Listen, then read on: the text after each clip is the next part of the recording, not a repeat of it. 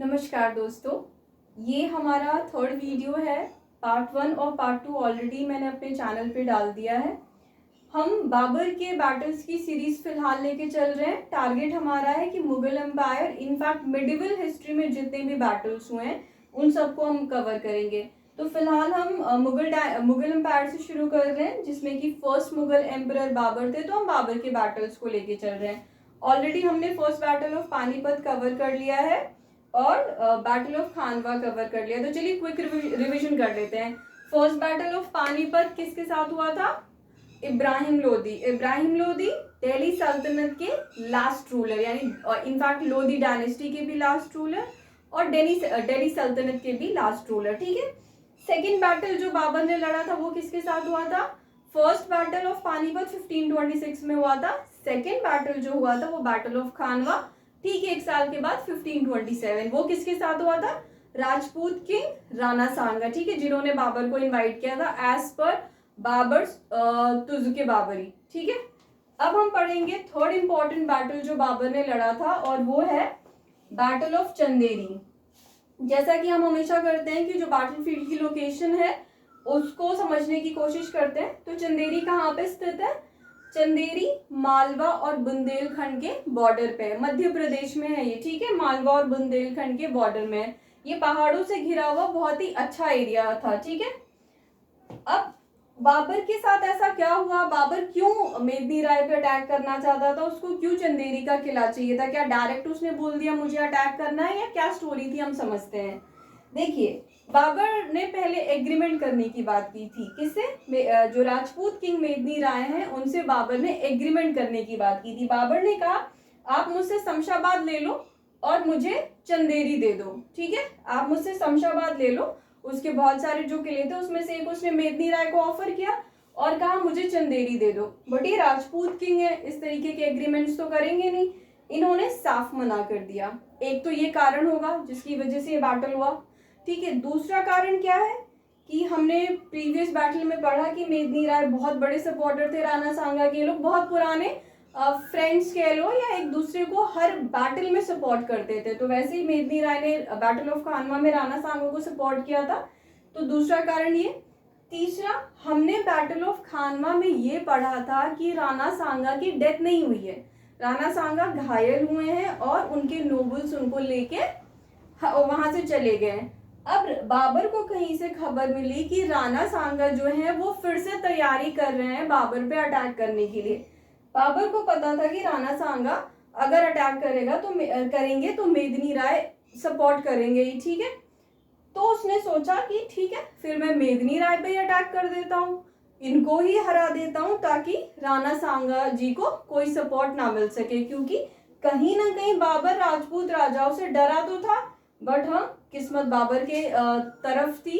And no doubt हम ये भी कहेंगे कि स्ट्रैटेजी भी थी, ब्रेवरी भी थी। दोनों ही तरफ से एक कहते हैं ना इक्वल ब्रेवरी देखने को मिल रही थी। हम ये नहीं कहेंगे कि बाबर सिर्फ डेस्टिनी पे जीता था, हम ये कहेंगे कि दोनों ही राजा बहुत ही ज्यादा ब्रेव थे। थोड़ी सी किस्मत भी बाबर का साथ दे रही थी। तो अब हम आ जाते हैं बैटलफील्ड में क्या हुआ।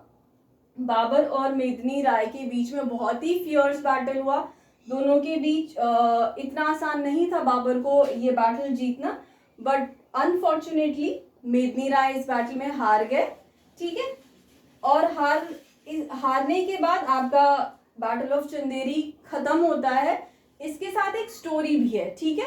हमने मेदिनी राय के बारे में तो पढ़ा, हमने बैटल ऑफ चंदेरी पढ़ा, बाबर के बारे में पढ़ा, लेकिन हम एक छोटी सी चीज भूल जाते हैं जो गूगल भी करो तो बहुत ज्यादा उसके बारे में इंफॉर्मेशन नहीं मिलती है। पद्मावत मूवी की वजह से हमने रानी पद्मावती के बारे में तो जान लिया जिन्होंने जौहर किया। ठीक है। लेकिन हमने कभी और भी वीरांगनाएं और भी राजपूत वीरांगनाएं हैं जिन्होंने जौहर किया, उसमें से एक मेदिनी राय के यहाँ हुआ। ठीक है। मेदिनी राय के यहाँ जो स्त्रियां थी उन वीरांगनाओं ने भी बाबर की आर्मी से खुद को बचाने के लिए एक कुंड बनाया जिसमें फायर, जौहर क्या होता है, एक बड़ा सा कुंड होता है जिसमें आग लगा दी जाती है और उसमें जो भी राजपूत रानियां होती हैं वो अपने आप को बचाने के लिए जंप कर लेती है। ठीक है। सती और जौहर में डिफरेंस यही होता है। आपने सती भी सुना होगा ना, तो यहाँ पे हम ये नहीं कहेंगे सती, क्योंकि सती ये होता है कि जब एक सिंगल वुमन एक अपने पति के चिता पे बैठ के खुद को जला रही है। बट यहाँ पे क्या है कि जब बहुत सारे, देखिए बहुत सारे जो सोल्जर्स हैं उनकी डेथ हो गई, और अब क्या है कि आप हार गए हो, तो जो अपोनेंट की सेना है वो कब्जा कर लेगी। अब आप राजा नहीं रहेंगे ना, आप गुलाम हो जाओगे। तो अपने आप को बचाने के लिए जो राजपूत रानियां होती थी वो खुद को पूरा एक कह सकते हैं कि सजा के, यानी पूरा दुल्हन बन के, एक सुहागन वर्ड हम यूज करते हैं, वैसे होके वो जंप कर जाती थी फायर में, ठीक है। उसको हम जौहर बोलते हैं। तो मेदिनी राय के यहाँ भी उनकी रानी और जितनी भी राजपूत वीरांगनाएं थी उन्होंने जौहर किया था, ठीक है। यहाँ पे हमारा थर्ड इम्पॉर्टेंट बैटल जो बाबर ने लड़ा था वो खत्म होता है। एंड आई डोंट थिंक इससे बाहर कुछ क्वेश्चन आना चाहिए। फिर से क्विक रिवीजन कर लेते हैं। जो फर्स्ट इम्पॉर्टेंट बैटल है बाबर का वो है battle of Panipat with Ibrahim Lodi, जिसमें बाबर जीतते हैं, 1526 में हुआ है। सेकेंड है बैटल ऑफ खानवा जो राणा सांगा जी के साथ हुआ, उसमें अगेन बाबर जीत रहे। थर्ड है अगेन राजपूत किंग के साथ, मेदिनी राय जी के साथ, जो कि मालवा के किंग हैं। उनसे बोला जाता है चंदेरी मुझे दे दो, शमशाबाद ले लो, वो मना कर देते हैं। तो इनके साथ बैटल ऑफ चंदेरी होता है ठीक एक साल के बाद 1528 में। अगेन बाबर जीता। 1528 में हमने दो बड़े राजपूत राजाओं को खोया था, एक राणा सांगा जिनकी डेथ हुई थी और दूसरा मेदिनी राय जो बैटलफील्ड में जिनकी डेथ हो गई, ठीक है। इस तरीके से हमारा बैटल ऑफ चंदेरी खत्म होता है। होप आप लोगों को ये वीडियो पसंद आया होगा। पसंद आया तो प्लीज लाइक करिए, सब्सक्राइब करिए, ताकि मेरे लिए भी एक मोरल बूस्टर की तरह ये काम करे।